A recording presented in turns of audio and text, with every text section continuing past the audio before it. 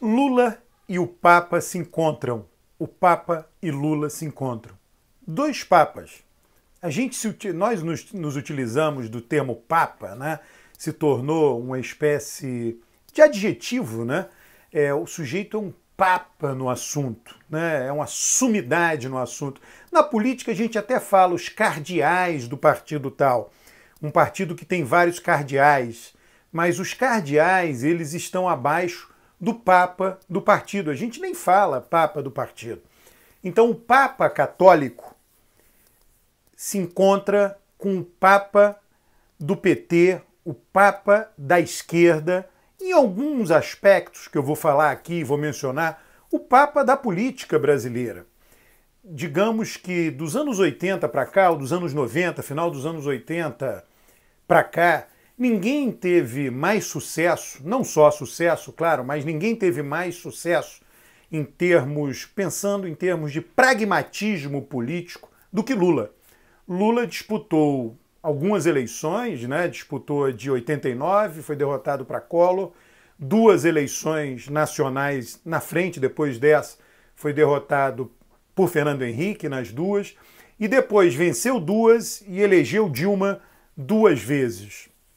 Então ele formou um partido político, quer dizer, todo esse processo de derrota eleitoral, Lula foi eleito deputado federal, naquela eleição foi o mais votado do país, em 86, depois tinha disputado o governo do estado de São Paulo, era a fundação de um partido, precisava alguém para marcar a posição, alguém para fazer o partido político crescer, um partido totalmente inovador para padrões brasileiros, né? O equivalente ao PT na década de 60 tinha sido o PTB de Getúlio Vargas, mas o sindicalismo do PTB era muito mais um sindicalismo de setor público, e o sindicalismo que deu origem ao PT foi um sindicalismo do setor privado, do ABC de São Paulo, das firmas, das indústrias montadoras de automóvel.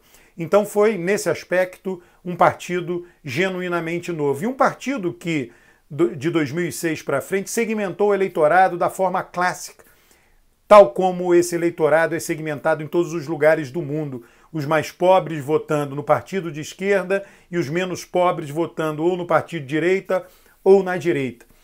Então isso daí foi uma construção realizada por várias figuras, mas liderada por Lula. Nesse sentido, eu me refiro a ele como Papa. E o Papa dos católicos, quer dizer, a Igreja Católica, ela lá atrás, quando morreu Paulo VI, elegeu e durou 33 dias o papado de João Paulo I.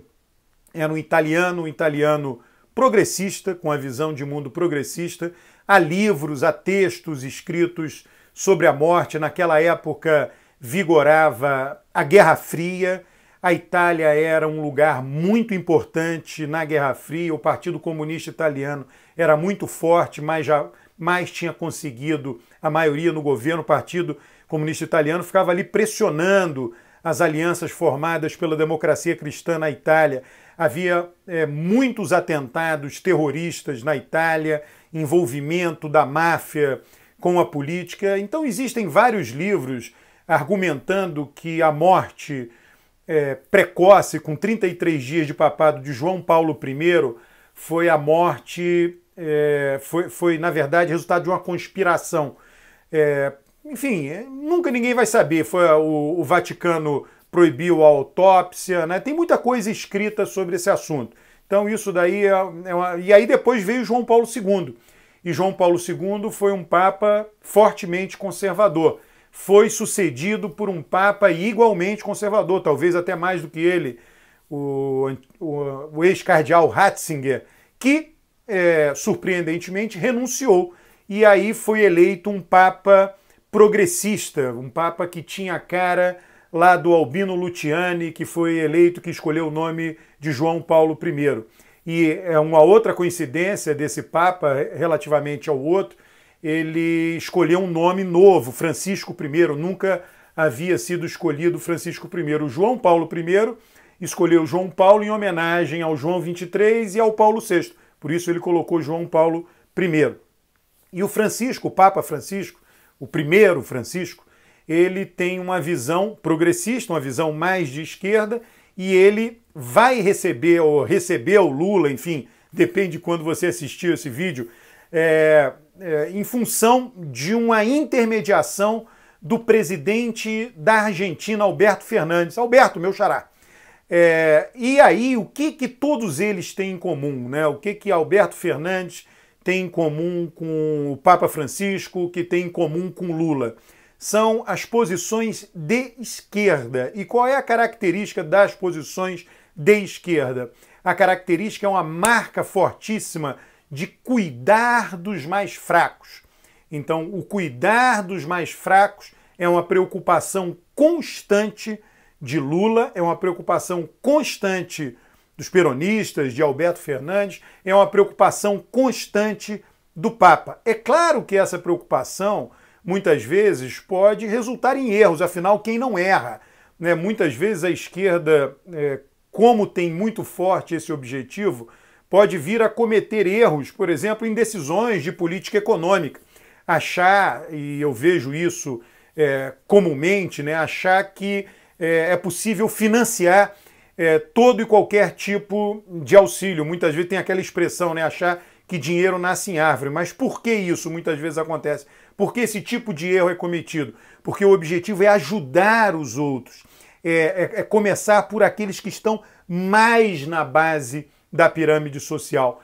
Quem assistiu o filme dos dois papas, o filme mostra essa preocupação do cardeal Jorge Bergoglio, né, que é o Papa Francisco, na Argentina, em Buenos Aires, como ele ficou com essa marca em algum momento da sua carreira de religioso, da sua carreira de cardeal, né?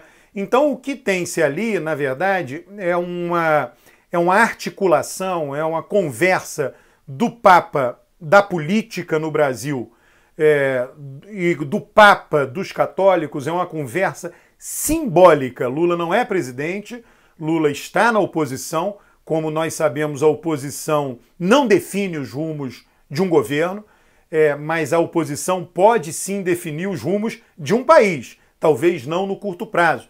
E o encontro do Papa Francisco com Lula, ele está carregado com esse simbolismo, quer dizer, existem figuras hoje em governos no mundo, figuras que têm uma péssima imagem, a imagem de Bolsonaro nos outros países do mundo é a pior possível. Para que nós tenhamos uma ideia, quer dizer, os fundos de investimento hoje, o mercado financeiro está se abstendo de investir no Brasil por conta do risco ambiental.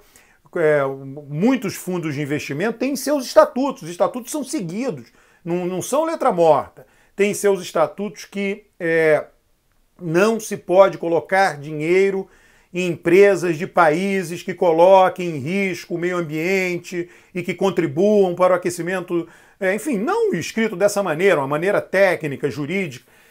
E esses fundos, por conta da chamada compliance, eles não colocam, eles vão se abster, e já está acontecendo isso, de colocar dinheiro no Brasil. Então, isso para pegar um exemplo só, ameaça aos índios, ameaça aos direitos humanos. Quer dizer, por que a esquerda valoriza tanto direitos humanos? Porque o direito humano, ele vai para aquele que é o mais prejudicado, para aquele que está largado totalmente pela sociedade, por qualquer razão que seja. Eu não quero discutir o motivo, mas ele está numa situação muito ruim naquele momento. Então, toda essa ideia de direitos humanos. E aí o Trump, Bolsonaro, lá o governante lá da Hungria, o Viktor Orbán, o Erdogan da Turquia. Então são emblemas mundiais, né?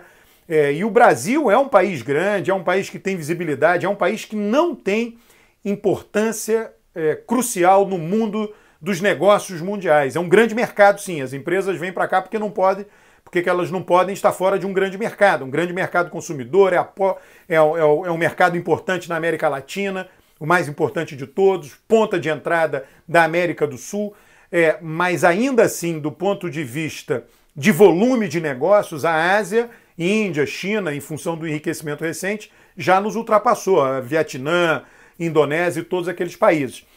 mas a importância simbólica está lá.